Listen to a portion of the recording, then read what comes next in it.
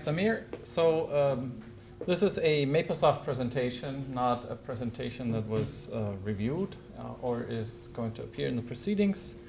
So thank you very much, everybody, for showing up. I want to talk about something that I've been working on and off over the past few years for the Maple limit command, namely the computation of multivariate limits. I apologize for this being cut off. Is this readable? Okay. So I'll start with some advertising. So this is something that started, I believe, in Maple 17, not 2017, but 17, based on a paper for which I have a reference further down below, for computing limits of bivariate rational functions, basically. And so that paper is actually more general. You can compute limits of bivariate analytic bivariate functions that are quotients of analytic functions, but it's the core idea works for when the numerator and the denominator are polynomials, and it can be generalized to analytic functions by using power series. And then, so in later releases, this was generalized to the case where so the paper that I'm referring to only consider the case where there is an isolated singularity or a potentially removable, but isolated singularity at the origin.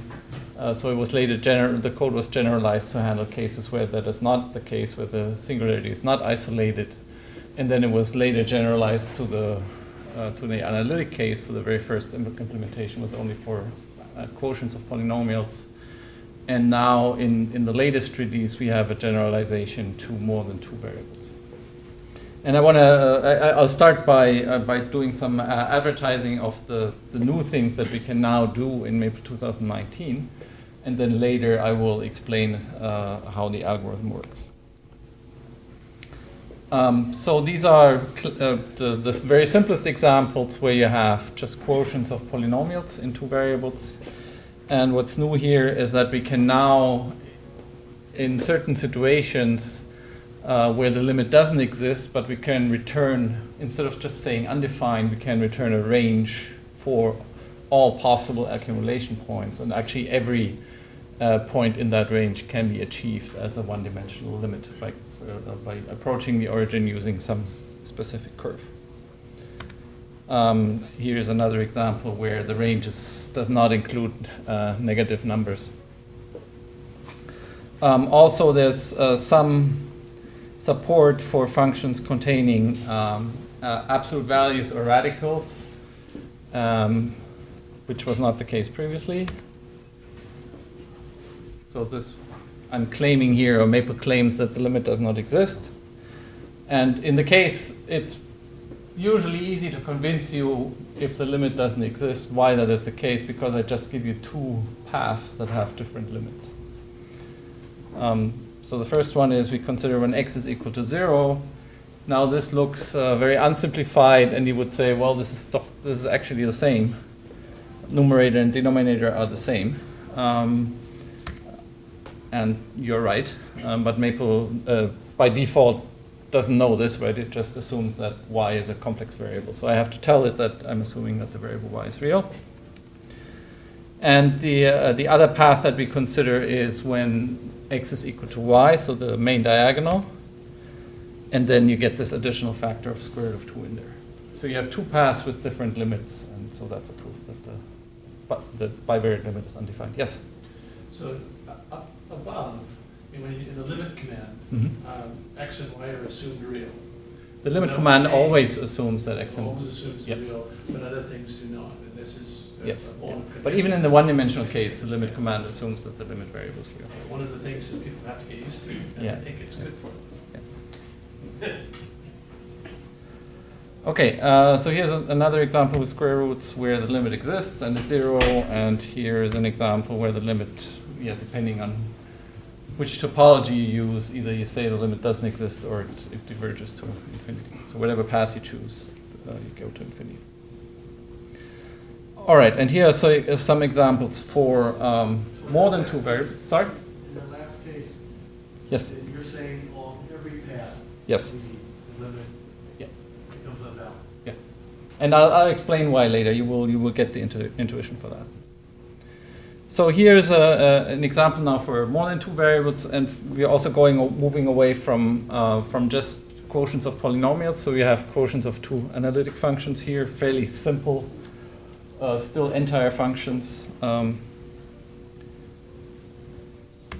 And that limit also exists and is 0. Here's another polynomial example where the limit does not exist. Now in this case, what you previously saw with that I'm able to return an interval, I can only do that in the bivariate case. I can't do it for more than 2 variables yet.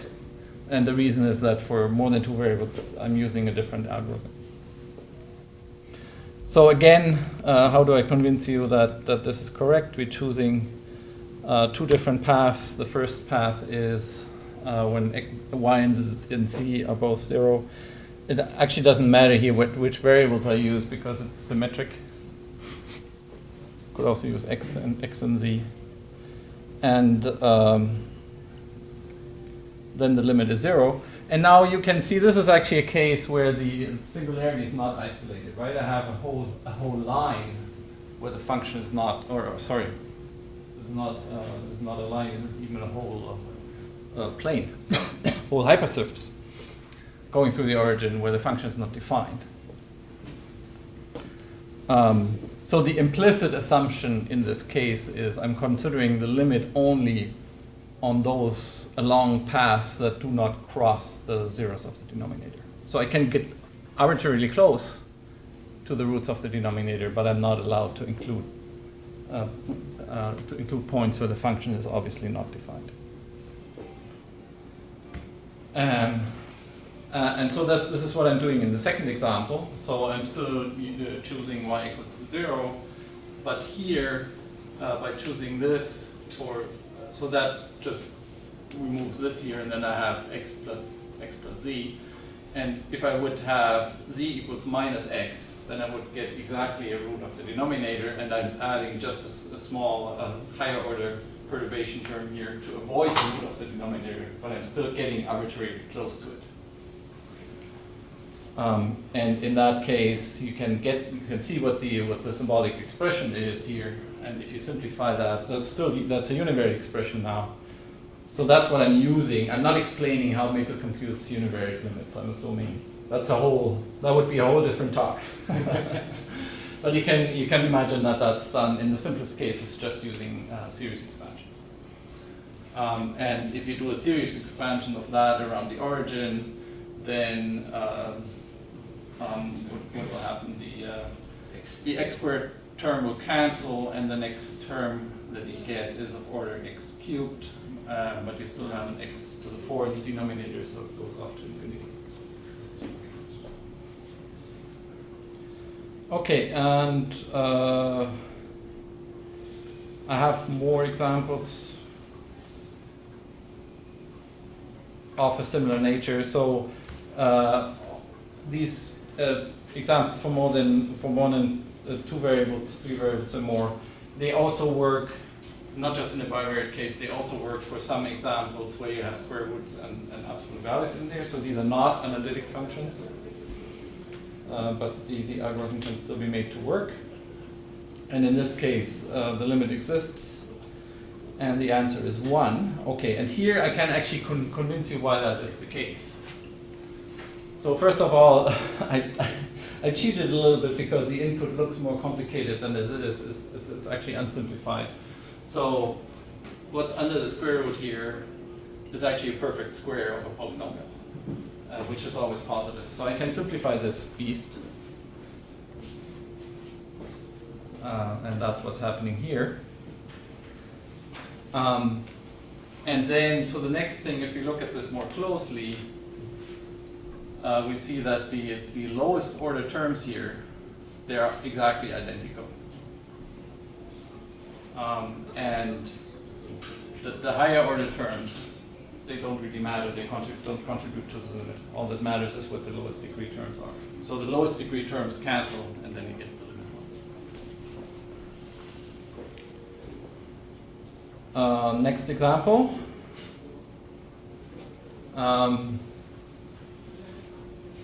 Okay, I'll let you guess. Guess what the limit is, or does the limit exist or not? Easier question. So my goal for this talk is, after you walk out of here, you will have an intuition what the answer should be. Okay? Answer is undefined, and again, I give you an example. Typically, how do I find these examples? I set 2 of the variables to 0, and I do the same thing as before. Simplification gives me 1. Here's another example. I take the main diagonal, so x and y and z are all the same. And then I get a square root of 3, or 1 over square root of 3.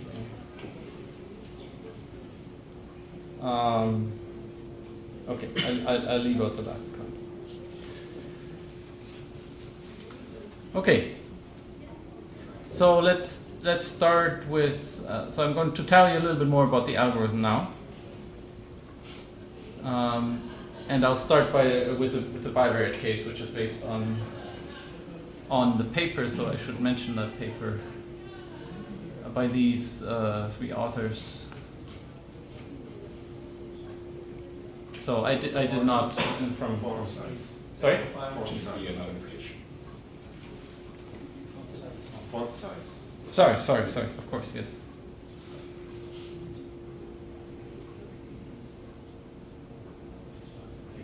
Better? Okay. So the algorithm is not by me, just the implementation. I did a couple of optimizations. Okay. So again, this is already the version that supports quotients of analytic functions. But I can still explain the basics. It's basically the same as for polynomials. Okay, so why is this even interesting? Well, if we go to the origin, then both cosines in the denominator become 1, and I'm subtracting them from 2, so the denominator vanishes at the origin. But so does the numerator. So we have a 0 divided by 0 situation. So formally, the function is not defined there, but it's possible that the limit actually exists and the singularity is removed. And in this case, the singularity is actually a true singularity. It's not removed. Here's another similar function. Here again, both the numerator and the denominator vanish at x and y equals 0.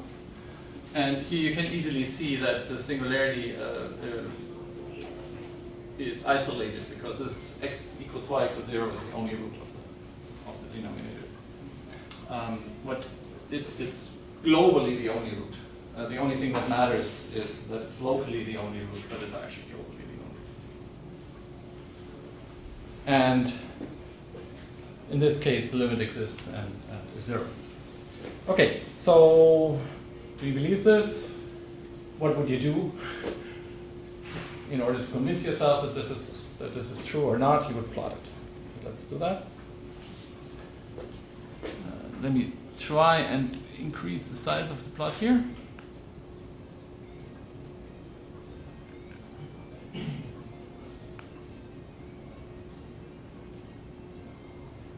Okay. So this is the first example. And so the axes are this is from -1 to 1, and this is from the x and y values are from -1/2 to +1/2. So it visually looks like, well, yeah, the limit can't exist, right? There's too much going on. It doesn't converge to a single point here. So visually, we're convinced that this is correct. And let's look at the second one. That looks much nicer. If I rotate that, so it's a nice and smooth surface, and the limit is right in the middle, and it's at the origin. So this is a removable singularity, the first one is not. Okay, and so now going back to the first example, I do the same thing I did before. I consider two different directions, and in this case I'm not using y equals 0, but I'm using y equals x. So maybe if we go back here to this case, you can kind of guess, right? So there's a diagonal here which seems to plateau at 1, and there's another diagonal down here which seems to plateau at -1. So those are the two directions that we consider in order to prove that the limit doesn't exist. So the function becomes a univariate function, and we can, using just Maple's univariate limit, we can compute the limit. And the same for the other one. And in the one case, the limit is +1, and in the other one, the limit is -1. Okay, and so now I'm just, again, let me increase the size of the plot here. I'm plotting the same function together with those two, we call them critical curves, critical lines where the two limits, the extremal values of the limits are achieved. So the red one is here and the blue one is here. And in this case, did I do this right? Yeah, I think so.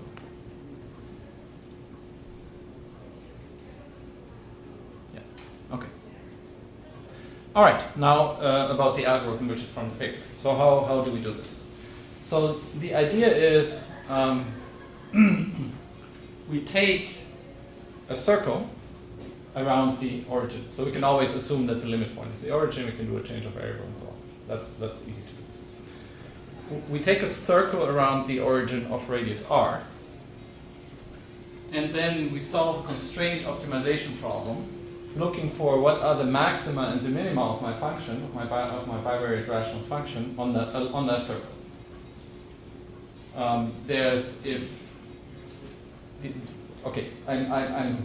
If it's a bivariate rational function, or if it's a quotient of analytic functions, then the function will be nicely behaved in the vicinity of the origin, so there's only a finite number of critical points on that circle. And so we're computing those.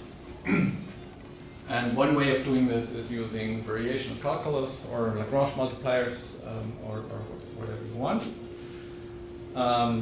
And so the theory behind that tells you have, for such a constraint optimization problem, you will have a necessary condition for an optimum to happen is that the Jacobian of my function, f, so that's the function that I'm trying to find the limit of, and the Jacobian of the constraint are collinear.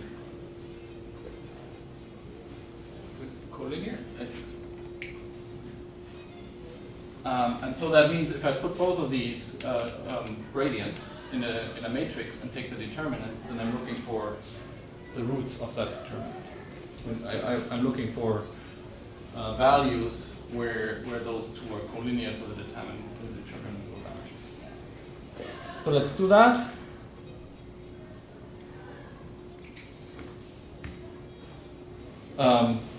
This is the Jacobian of my function. This is in the first example now. Looks quite complicated. Can be simplified probably. Doesn't matter for the moment. The Jacobian for the circle is very simple. It's very simple. It's just a linear function. And here's the determinant. So that has some simplification. We took the numerator, so we ignore the cases where the denominator of the determinant vanishes. That means we get possibly some extra spurious points, but that's fine. There's only finitely many. Sorry? What happened to r, the radius? Isn't that critical at some point? Good question. So r is a parameter. I haven't said what r actually is. I'm taking the Jacobian with respect to my main variables x and y, so r vanishes. It doesn't doesn't play a role here. But which is one of the nice things about why this actually works. So for any value of r, the maxima and minima are given by this equation together with the equation for the circle. So I have a system of two equations and two unknowns: the circle, which still has the r in it, and this equation, which doesn't have the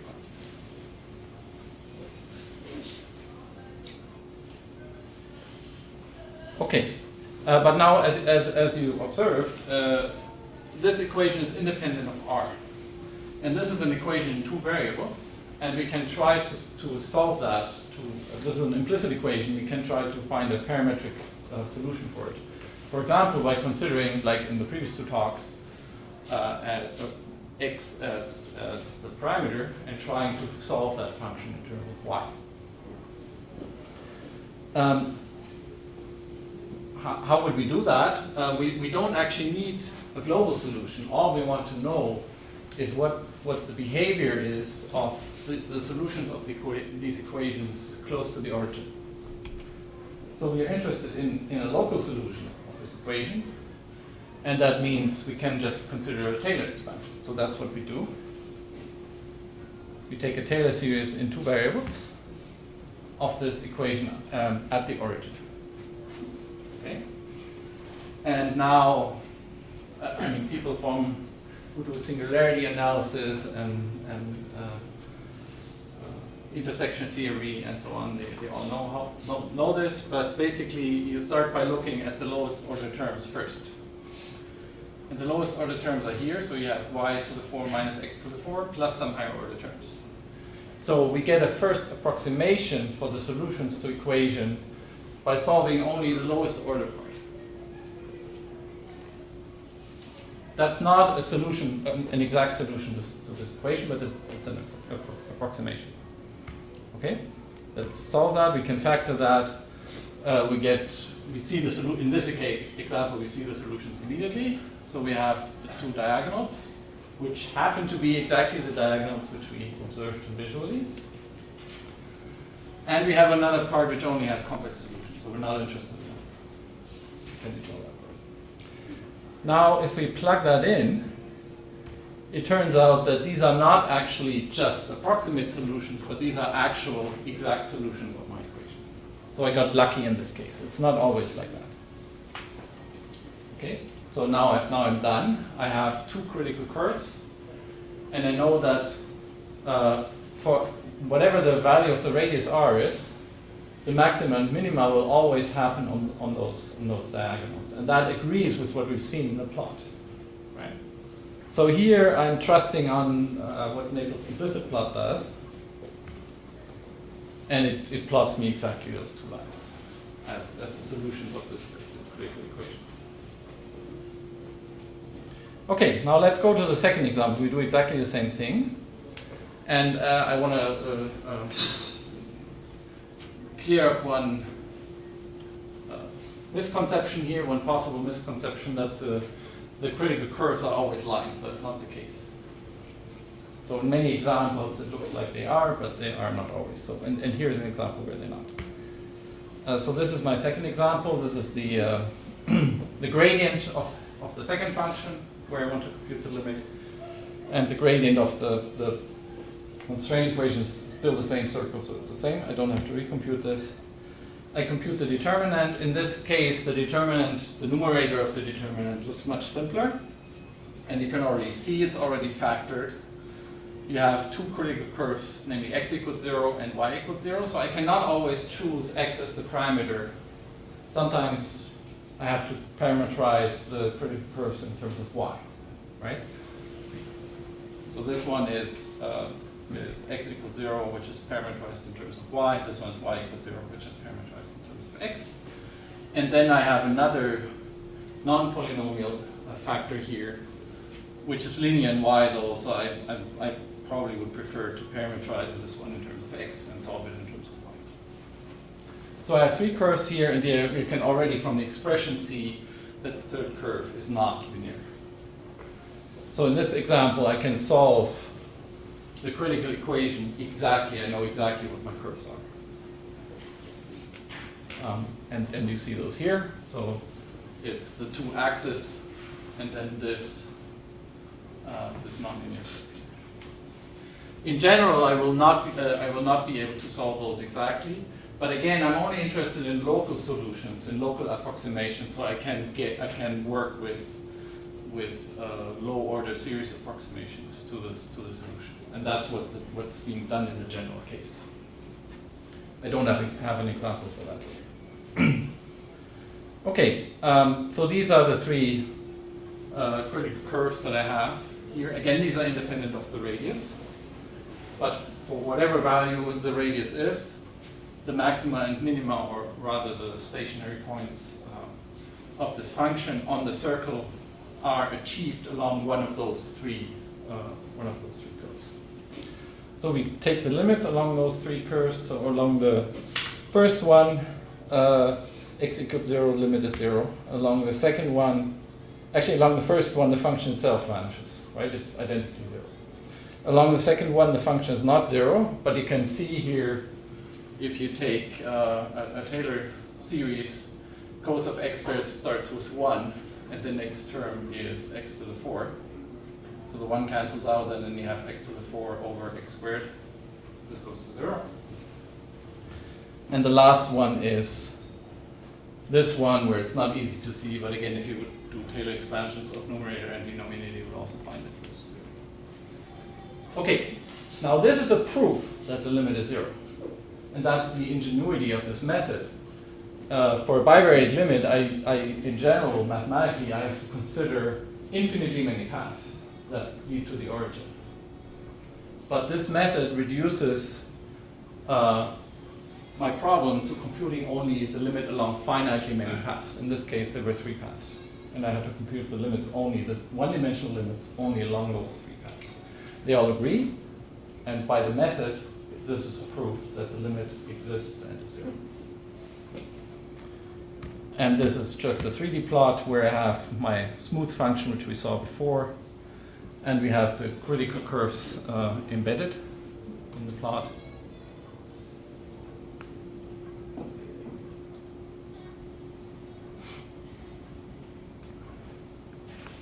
And yeah, we can visually verify that the limit along all those paths is actually the same.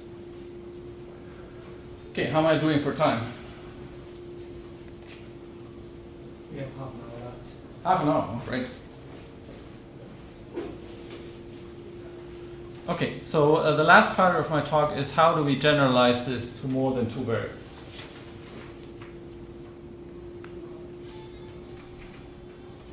And this time I remember to increase the font size. Okay. So according to the algorithm from this paper, for the case of quotients of bivariate bivariate functions and bivariate analytic functions, the critical paths that we have to investigate, they are always given by one parameter Puiseux series. So in the best case, they're power series, but in general, there could be branch points and all kinds of stuff.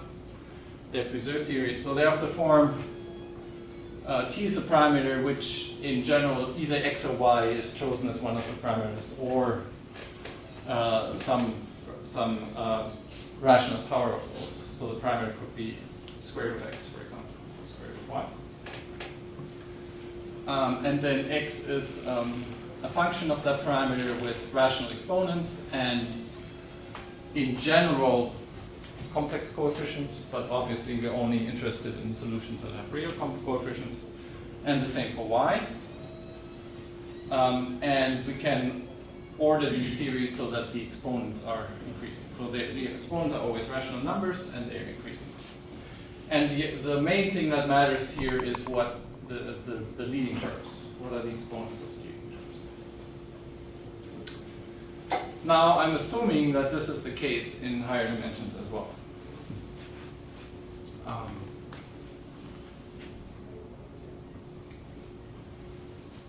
That's an assumption for now. I don't have proof for that.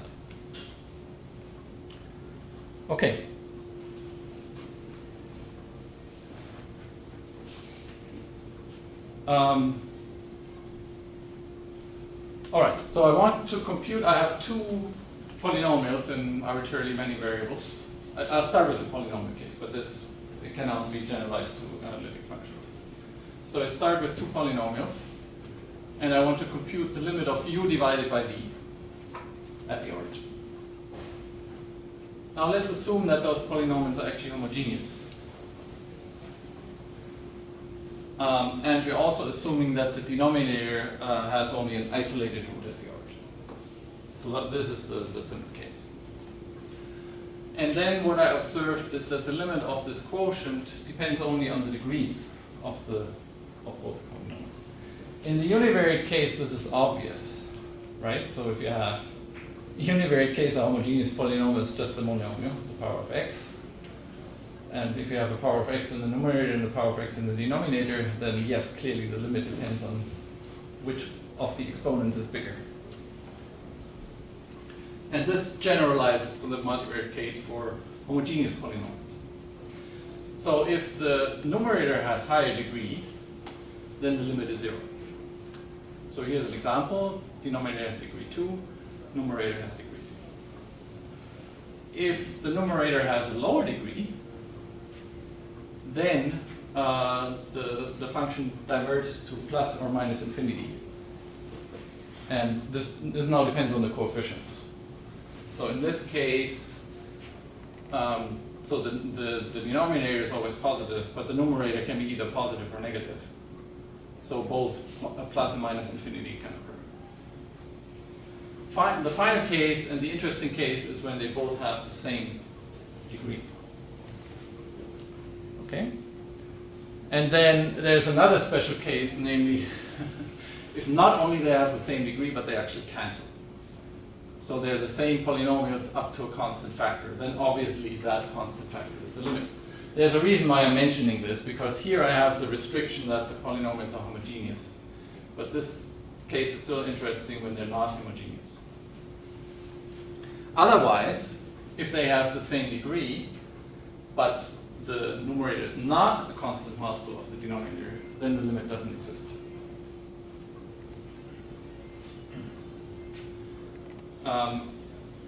And I'm not, so this, I can prove this given the assumptions that the critical paths are always Puiseux series. But I'm not gonna do the proof today, here.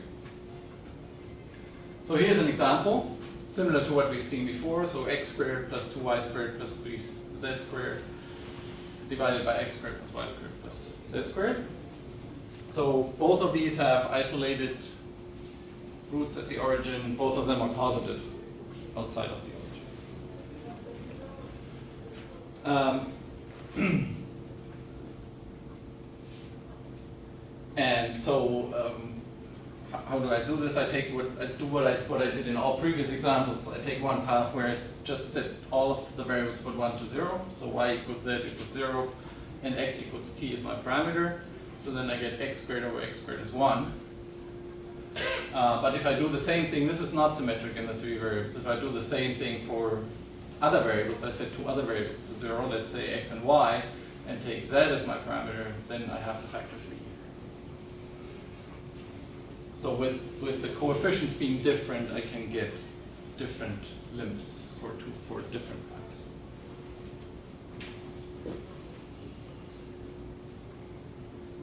Okay, and so now this theorem is a generalization to the non-polynomial case, so to the case where numerator and denominator are analytic functions, and not, in general, not homogeneous. And so then what happens is the same thing as in the univariate case. In the univariate case, if you want to compute the limit of the quotient of two analytic functions, you take series expansions of both the numerator and the denominator, and you only look at the lowest order terms. And the same thing you do here. You can basically discard all the higher order terms, and the lower order terms are homogeneous.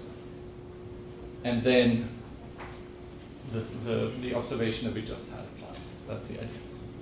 So here's some notation.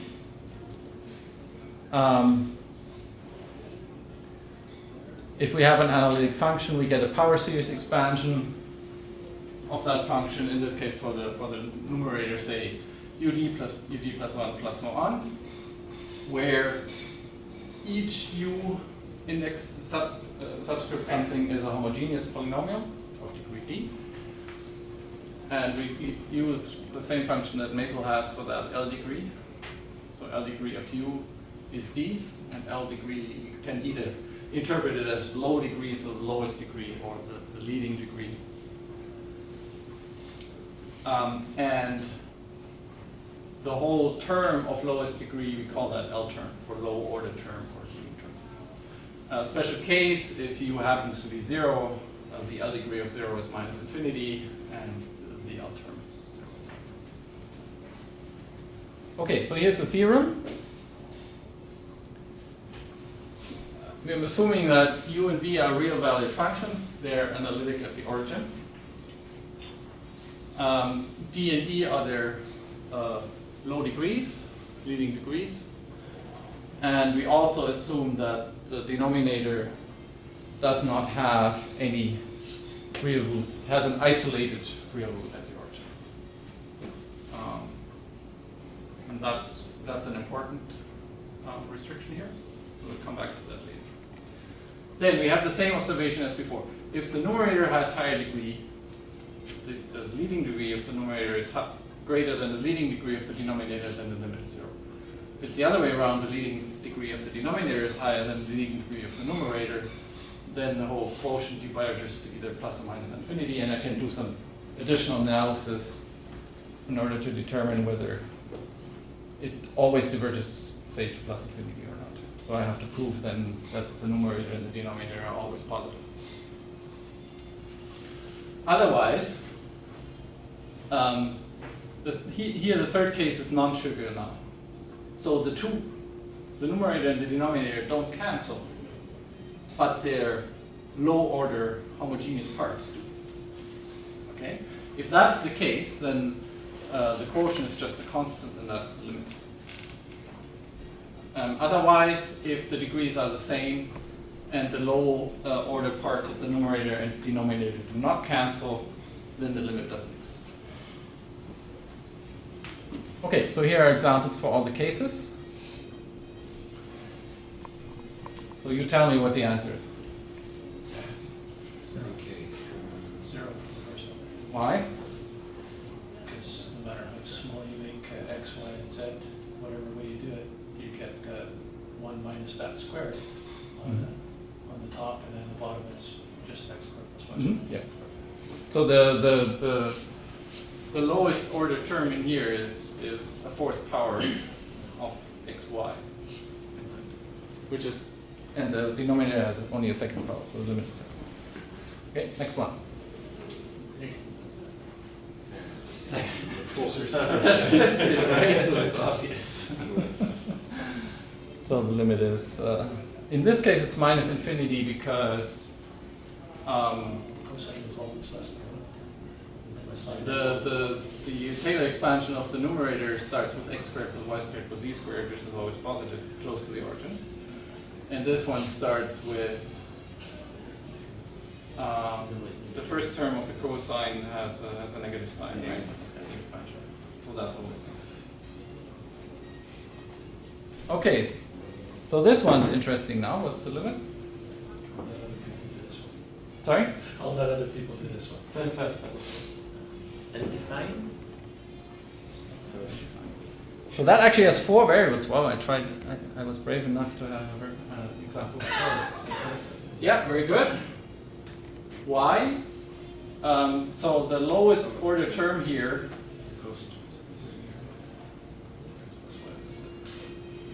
is x plus y plus z plus w, right? And this one is x squared plus y squared plus z squared plus w squared. So the degree of the denominator is 2, the degree of the numerator is 1. So this goes to either plus or minus infinity. And in this case, we could determine what the sign is. Here we couldn't, and you can actually get both signs. Okay, next one.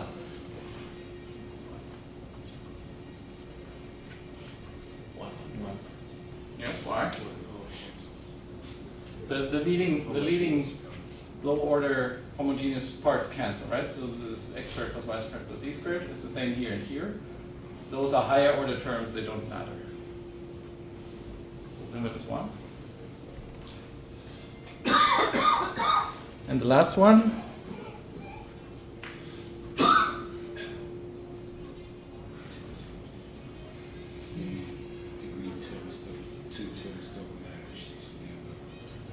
So these don't matter.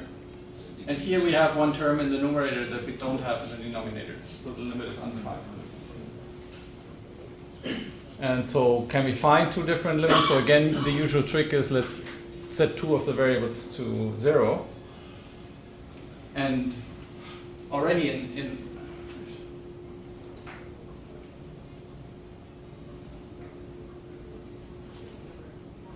yes, right. So this is a bivariate problem. So the other algorithm which I had is able to determine the interval. So we set one of the variables to 0. No, actually we set x equals y. And then, yeah, forget about the higher order term. We get a 3 here and a 2 here, so the limit is 3 over 2. And if you set x equals minus y, then we get the lower one. Okay, so one last remark. I mentioned that before. It's important to assume that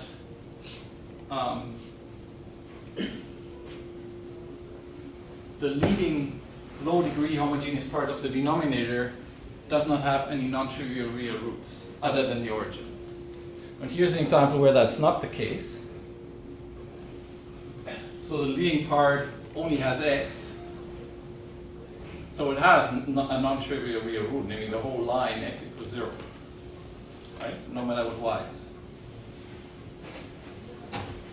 And if I compute what the limit here is, so nominally, the numerator has higher degree, the homogeneous part of the numerator has higher degree than the leading homogeneous part of the denominator. But the limit still doesn't exist.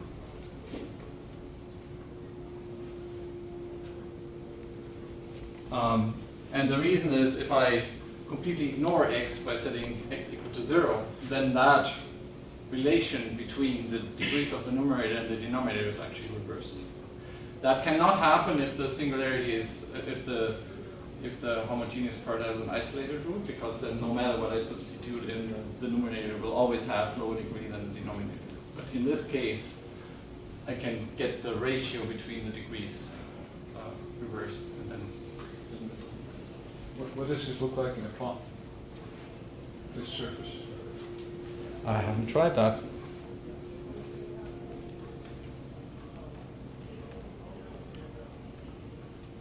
You don't want to plot 3D.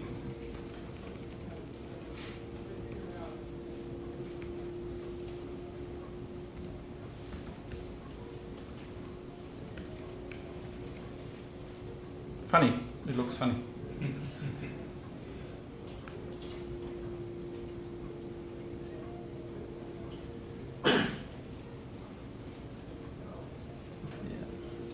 So you can kind of see if you parallel to the x-axis, you're fine. But if you go along the y-axis, then you have this hyperbola.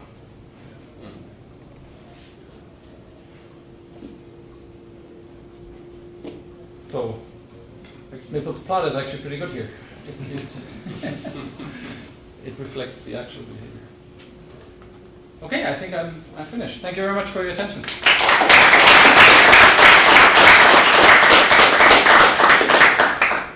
Yes? So I think your assumption that it always reduces to paths going there, you can show that that will be sufficient to get some of those things, because you can always take paths, and that at least gives you the necessity. I mean, if the limit is undefined because you've got different paths, it doesn't matter whether there was a surface that was something. Yeah, so this is for the case where you want to prove that the limit exists. Yeah. So I give you half. I believe that the argument that's made using the constraint optimization that can be generalized, and then you get similarly a higher order variety, which which you. Another alternative I have to say, to be fair, is so the regular change package, they can compute limits like this as well for higher dimensions, only for the polynomial case though. Actually, no, they can also do it for power series. They have a separate package for power series computation. And maybe from their algorithm, if one would look at that, which I haven't done, it could be proven that you can always reduce this to paths that are given by Pususi.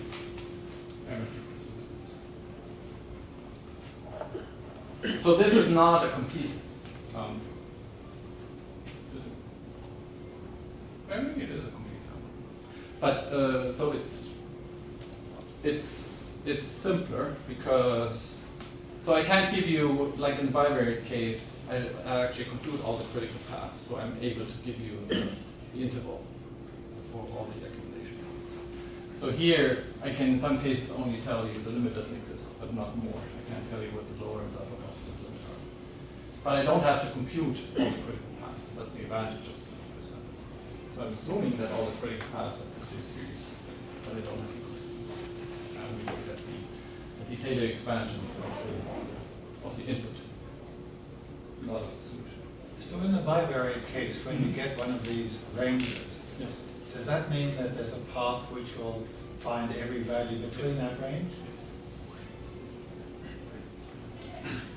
This reminds me of Gaston's trick for the multivariate Taylor series way back in the early 90s. He would just plug in parameters exactly and just do lines. So any origin to do that.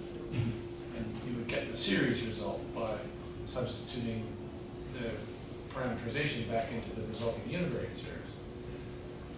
Yeah, I think that's how the multivariate Taylor command actually works, which is used a lot here in this scope.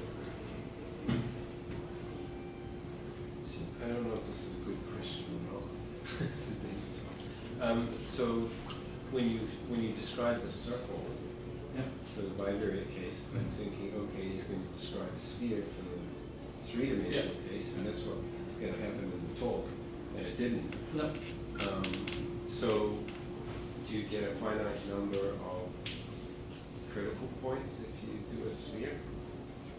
Or is it? No, I mean you have to somehow get it down to a zero-dimensional system, right? And if you just use a sphere, it's not. I remember doing that for the plot wheel curve package. There's code in there. I said this earlier. I kind of wish I published a paper based on that algorithm. Yeah, that was a long time. So I think what you could do is you take the sphere, and then your critical, you get a critical surface instead of a critical curve. And so that you reduce the 3D problem to a 2D problem. Just the description for that critical surface is already horrible. It's not nice anymore. But then you could take the same thing and apply it to the 2D object, and then you get a critical curve. Then you can do the circle in that way. Make it. I didn't want to get into this, so that's why I thought about this approach.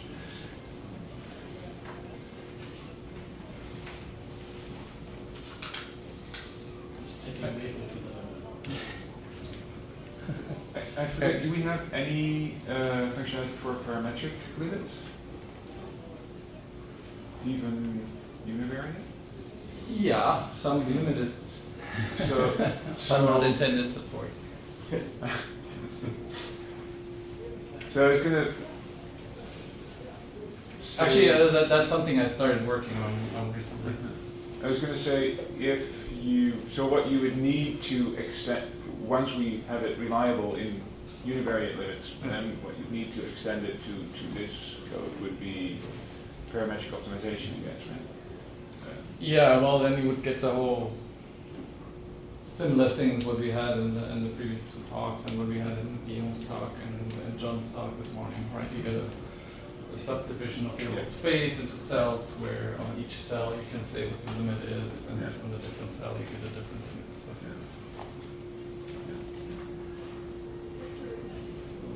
the answer would be much more.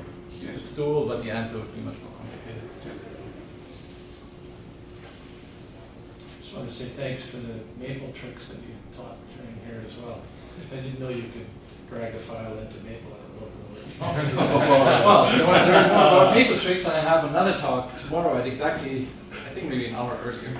Looking forward to it. Okay, see you all at the banquet.